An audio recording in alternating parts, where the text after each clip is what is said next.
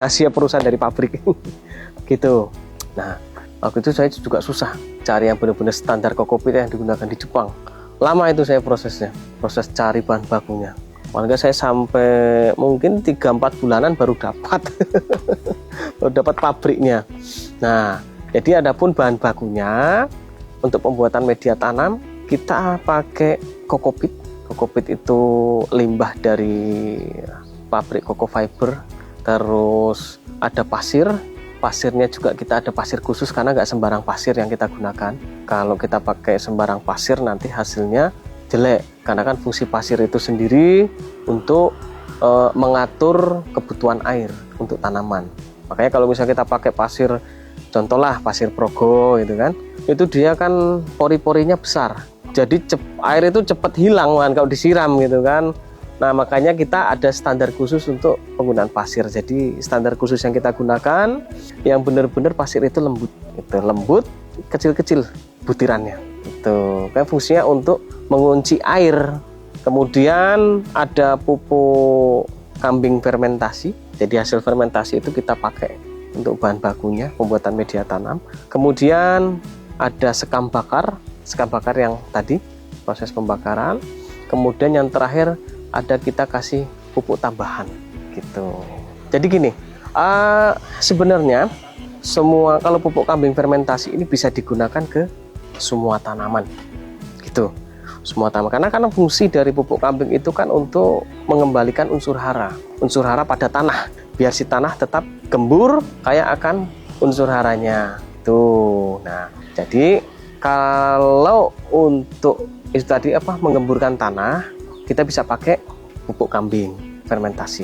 Jadi biar tanaman itu bisa menyerap banyak unsur hara. Tapi kalau untuk sekam bakar itu digunakan untuk memperkuat akar, biar akar itu dia tetap kuat terus lebat, sama untuk merespon diameter dan pertumbuhan batang tanaman. Itu fungsi dari sekam bakar. Kalau media tanam ini biasa digunakan untuk pembibitan. Bisa digunakan pembibitan, semua pembibitan ya, cabai, tanaman hortikultur, tanaman buah-buahan, tanaman kayu juga bisa untuk media tanam yang kita bikin ini tadi. Karena ini memang kita ciptakan, kuncinya dari petani organik Jepang itu tidak menggunakan tanah untuk pembuatan media tanam.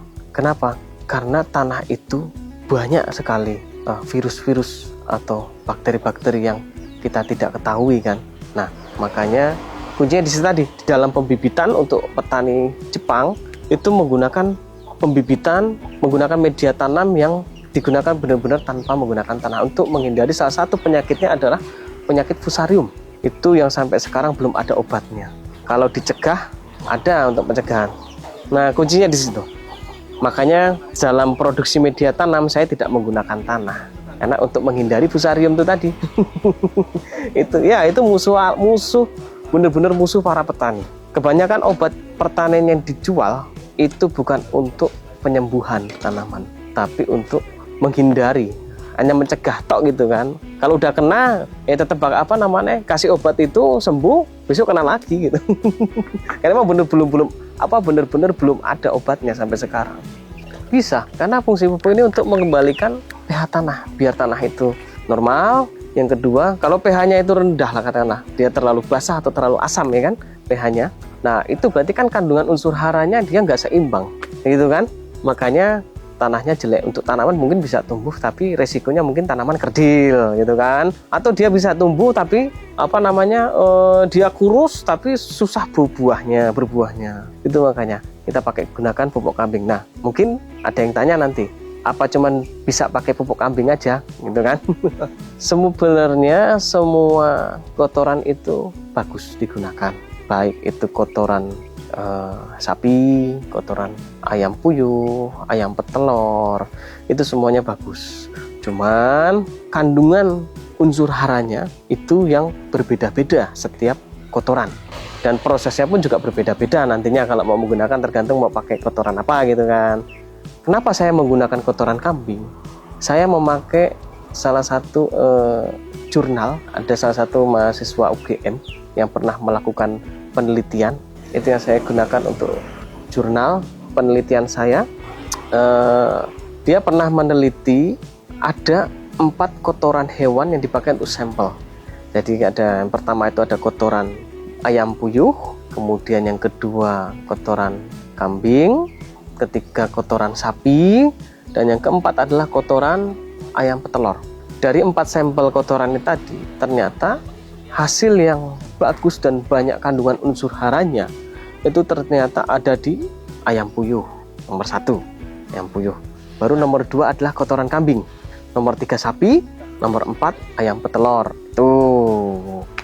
Dan prosesnya itu juga susah. Sebenarnya ayam puyuh memang paling bagus kalau proses fermentasi dan proses menghilangkan asam amoniaknya benar, hasilnya sangat bagus. Tapi kalau prosesnya itu nggak sesuai prosedur, ya yang jelas tanaman mati, layu karena panas. Tuh, makanya saya pernah pakai kotoran puyuh dulu, pernah pakai juga.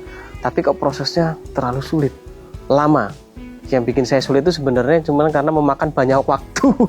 Akhirnya target pesanan itu nggak bisa terpenuhi gitu kan. Akhirnya saya gunakan kotoran kambing gitu.